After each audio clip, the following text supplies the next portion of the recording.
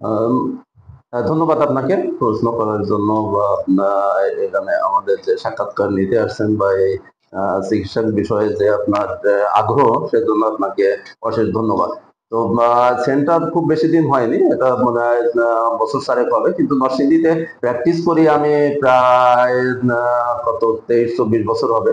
কারণ আমি প্রায় 99 সাল থেকে, তা 25 বছরের বেশি হবে, 99 সাল থেকে নরসিংদীতে প্র্যাকটিস শুরু করি। প্রথমে শুরু করছিলাম সাটিরপাড়া, ওইদিকে ওদিকে মোটামুটি বেশ কিছুদিন থাকার পরে এখানে আহ, এই এলাকাতে আসি। তো এখানে প্রথমে ক্লিনিকের সাথে যুক্ত ছিলাম।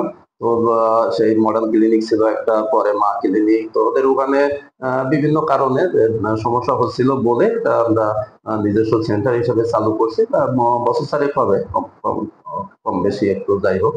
তো সেই হিসাবে এখানে সে প্র্যাকটিস করে যাচ্ছে। মানব সেবার পক্ষেই তো আমরা কাজ করছি। আমি তো বেসিক্যালি মানসিক রোগ বিশেষজ্ঞ বা সাইকিয়াট্রিস্ট।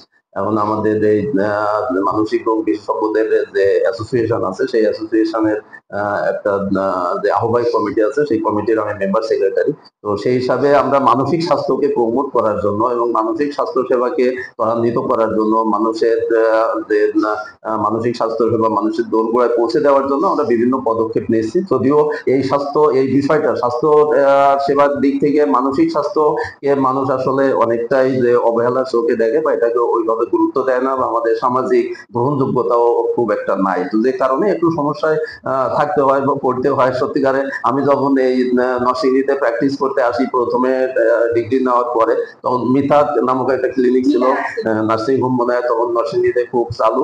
তো ওখানে আমি গেছিলাম, তখন ওনার যে ম্যানেজিং ডাইরেক্টর, আমার ঠিক মনে নাই, ওনার সঙ্গে আলাপ করলাম। তো উনি আমাকে বসতে দিতে আসলে রাজি হয়নি, বলে যে এই অবস্থায় বসে রুগী পাবে কি পাবে কি না, হবে কি হবে না। তো তারপরেও আমি ছাড়ি নাই। সেখানে অন্য যারা আমাকে সাহায্য করছিল, সেই ছোট প্যাথোলজি বা ছোট ক্লিনিক, তার মাধ্যমেই আমি এখানে তখন থেকে সেই অবস্থায় চালাই যাচ্ছি। তো এই চালাই যাওয়ার জন্য এটা আসলে অনুভূতি তো অনেক ভালো, যে আমরা এই প্রান্তিক লেভেলে এখানে নরসিংদীতে যে আমরা মানসিক স্বাস্থ্য সেবাটা দিতে পারছি। এবং এটা মানুষরাই বা রোগীরাই ভালো বলতে পারবে যে তাদের অনুভূতিটা কি। কিন্তু ভালো, যে ভালো মানে কি, যে আমি নিজেকে খুব আনন্দিত সেভাবে বা খুব সন্তুষ্ট মনে করি। কারণ আমাকে বলে ভিজিট বাড়াইতে, আমি আসলে বাড়ানোর পক্ষে না, কারণ গরিব মানুষ যারা আসে তারা আসলে এখানে 600 টাকা দিতে তাদের কষ্ট হয়ে যায়। তো সেই দিক থেকেও আমার খুব একটা যে আফসোস আছে যে আমি ভিজিট কম নেই, তা না, কম নিয়েই তাদেরকে যে চিকিৎসা সেবাটা দিতে পারছি, সেজন্যই আমি আসলে নিজেকে খুব গর্ববোধ মনে করি। আপনাকে আসলে যৌন বিষয়টা অনেক ধরনের যে ক্যাটাগরি আছে। আমি এখানে যৌন সমস্যা আর যৌন রোগ কিন্তু দুটা আলাদা বিষয়। যৌন রোগটা যেটা, সেটা ডিল করে আসলে চর্ম এবং যৌন রোগ বিশেষজ্ঞ, তারাই ডিল করে। সেখানে সিভিলিস আছে, গনোরিয়া, গুলাকে তারা ডিল করে। আর আমরা সমস্যা বলতে বোঝাই যে এখানে অনেক সময় যে সেক্সুয়াল যে পারফরমেন্স গুলো চলে আসে, সেখানে গিয়ে দেখা যায় যে ব্যর্থ হচ্ছে কোনো কারণে, হয়তো তার ইরেকশন হচ্ছে না, অথবা খুব দ্রুত বীর্যপাত হচ্ছে, অথবা যে সেক্সুয়াল যে ইন্টিমেসিটা সেটা তারা গ্রো করতে পারছে না, সেখানে তাদের নানা রকমের সমস্যা হচ্ছে। তো আমরা এই বিষয়টা ডিল করি। তাহলে বিষয়টা যে ওইভাবে যদি আমরা দেখি, কি আমরা কিন্তু যৌন রোগ বিশেষজ্ঞ না, যে অনেক সময় তার সমস্যা বিশেষজ্ঞ। সমস্যাগুলো সেটা হচ্ছে যে যেখানে পারফরমেন্সের সমস্যাগুলো হয়, যে ইন্টিমেসিটা হচ্ছে না, অথবা আমরা যেটা বলি প্রিম্যাচুর ইজাকুলেশন হচ্ছে, অথবা ইরেকটাইল ডিসফাংশন হচ্ছে। এই বিষয়গুলো মূলত মানসিক স্বাস্থ্যের সাথে সম্পর্কযুক্ত।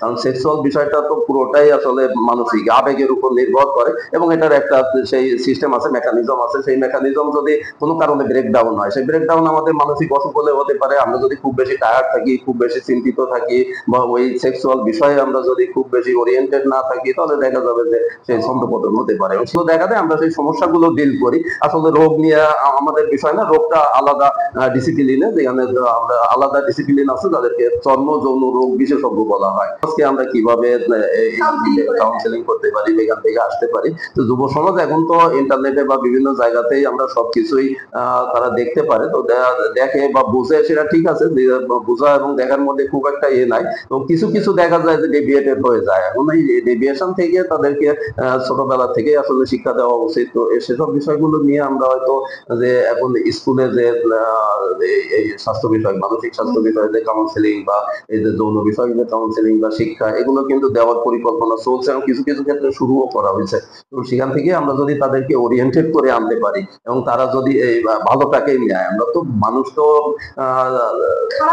খারাপের দিকে যায়। আমি তো আমার রোগীদেরকে সেভাবে বলি যে মন সবসময় শয়তান, যে মন সব উল্টা দিকে চলে, যে মন হচ্ছে যে এমন কিছুকেই গ্রহণ করতে চায় যেটাকে আমরা বাধা দিই বা যেটা আমাদের করা উচিত না। তো সেজন্য মনকে নিয়ন্ত্রণ করতে হয়। তো সেই নিয়ন্ত্রণ করার ক্ষমতা যদি আমরা তাদের মধ্যে তৈরি করে দিতে পারি, তাহলে দেখা যাবে যে এই অধঃপতন গুলো হবে না। চল বিষয় না, এর সাথে সাথে যে মাদকাসক্তির যে বিষয়টা চলে আসে, কিশোর গ্যাংয়ের যে বিষয়টা চলে আসছে, আরো অনেক যে এই বয়সের যে ছেলে মেয়েদের যে ছন্দপতন হচ্ছে বিভিন্ন বিষয়ে, তো সেসব বিষয় থেকে বের করে আনতে হলে আমি এজন্যই বলি যে মানসিক স্বাস্থ্যের বিকল্প নাই। আমরা যদি বিবেকবান মানুষ তৈরি করতে চাই, আমরা যদি বিবেকবান জাতি তৈরি করতে চাই, আমরা যদি ভবিষ্যতে ওরকম বাসযোগ্য একটা রাষ্ট্র গঠন করতে চাই, মানসিক স্বাস্থ্যের গুরুত্ব দিতেই হবে।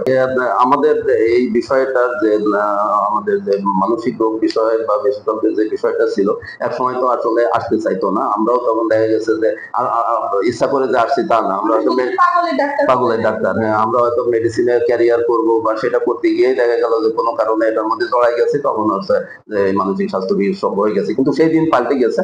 এখন যে এটার গ্রহণযোগ্যতা বাড়ছে এবং মানুষ আসলে বুঝতে শিখছে যে না, মানসিক সমস্যা বলেও সমস্যা আছে, এবং সেই কারণে এখন আমাদের যে কোর্স গুলো বিভিন্ন জায়গায় চালু হয়েছে, আমাদের এখন যে বাংলাদেশ মেডিকেল ইউনিভার্সিটি আছে, ওখানে কোর্স আছে, পোস্ট গ্রাজুয়েশন যে ডিগ্রি দেওয়া হচ্ছে, তারপর আমাদের জাতীয় মানসিক স্বাস্থ্য ইনস্টিটিউট আছে, সেখান থেকে ডিগ্রি দেওয়া হচ্ছে। আমাদের সিলেটের যে উসমানী মেডিকেল কলেজ আছে, ওখানেও ডিগ্রি দেওয়া হচ্ছে, এবং আমরা খুব চেষ্টা করছি যে দ্রুত Chittagong medical college, Bogura medical college, Dhaka medical college, এগুলোতে আমরা কোর্স চালু করার জন্য। তো সেই হিসাবে যারা ভবিষ্যৎ খুব উজ্জ্বল, আমি মনে করি যে এই সাবজেক্টের ভবিষ্যৎ উজ্জ্বল, এবং এটা দিন দিন এর গ্রহণযোগ্যতা বাড়বে, এবং সেই আমরা যদি ডাক্তারি করতে যাই, সেখানে ইনকামই হোক বা মানব সেবা হোক, জনসেবা হোক, সেগুলাকে সামনে রেখে যদি এই সাবজেক্টকে কেউ চুজ করে বা এটাকে পছন্দ করে এটাতে ক্যারিয়ার করতে চায়, তো আমার মনে হয় যে তারা ঠকবে না, বরং তারা ভবিষ্যতে ভালো কিছু পাবে বা ভালো কিছু করতে পারবে। ধন্যবাদ।